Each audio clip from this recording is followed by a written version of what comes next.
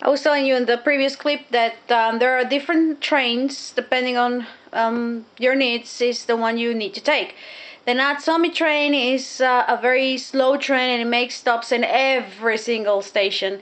And these stations usually are like tiny towns or tiny stations that these people depend on this train to get around. So that's going to be very slow train. For instance, if you're going from Tokyo to Kyoto and you take the Natsume train, it's going to take you about 8 hours to get there.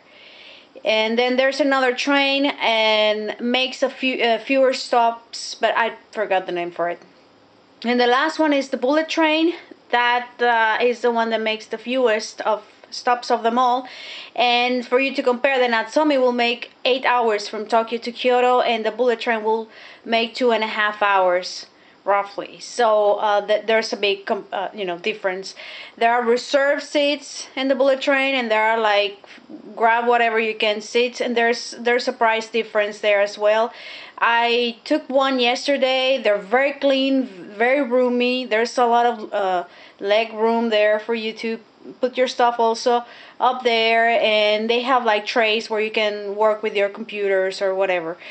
And so it's a very good experience. Also, another thing that I use, and it's been very, very useful to me to get around town, is my little chart.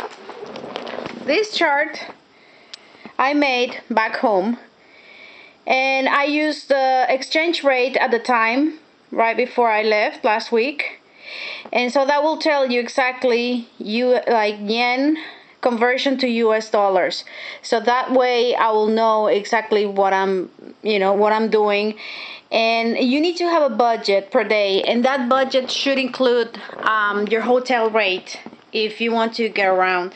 So you need to plan for food, you need to plan for the hotel rate, and then whatever is left you need to plan for travel expenses, and then at the very last you should plan for shopping.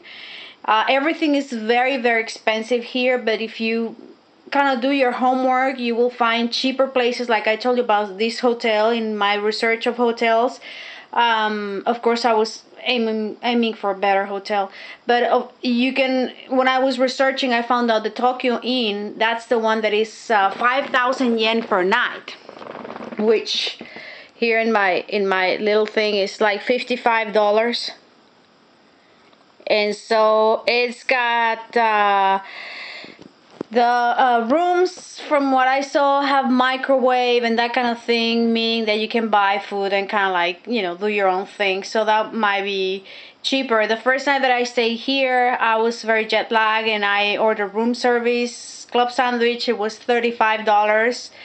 And that very morning I went to 7-Eleven and I bought 4 sandwiches and 4 milks and piece of bread and granola bars and everything at less than that. It was like $27 or something like that. So it's just a matter of kind of like doing your homework and seeing how much you can spend per day, so you don't run out of money earlier than expected. And just to get around with money and credit cards, that's gonna be another clip.